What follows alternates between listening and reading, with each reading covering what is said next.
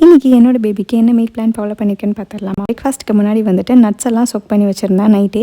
So அது எல்லாத்தையுமே morning வந்துட்டு பாலில் குழச்சி வந்து நம்ம மிக்சியில் நல்லா கிரைண்ட் பண்ணி எடுத்துடணும். ஸோ இதில் வந்து அத்திப்பழம், பேரிச்சம்பழம், பாதாம், பிஸ்தா, முந்திரி, வால்நட் எல்லாமே கலந்துருக்கு. ஸோ அதனால் பேபிஸ்க்கு வந்து வெயிட் கெயின் பண்ணுறதுக்கு ஈஸியாக இருக்கும். ஸோ இதை வந்து ஆல்டர்னேட் டேஸில் கொடுக்கலாம்.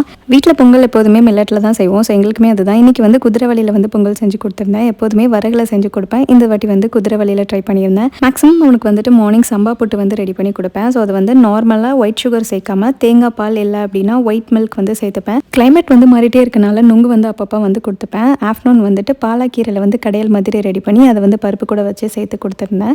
பேபிஸ் க்ரோ ஆகும்போது வெரைட்டிஸ் ஆஃப் ஃபுட்ஸ் அண்ட் டெக்ஸ்சரை வந்து இம்ப்ரூவ் பண்ணுறது ரொம்ப இம்பார்ட்டன்ட். அதனால இன்னைக்கு ஈவினிங் ஸ்நாக்குக்கு வந்துட்டு உளுந்து வந்து கொஞ்சோண்டு மேரினேட் பண்ணி உளுந்த வடை வந்து செஞ்சு கொடுத்துருந்தேன். இது அவங்களோட ஸ்ட்ரென்த்தை வந்து ரொம்ப இம்ப்ரூவ் பண்ணும். மறக்காமல் வந்து இந்த ரெசிபி கண்டிப்பாக ட்ரை பண்ணுங்கள்.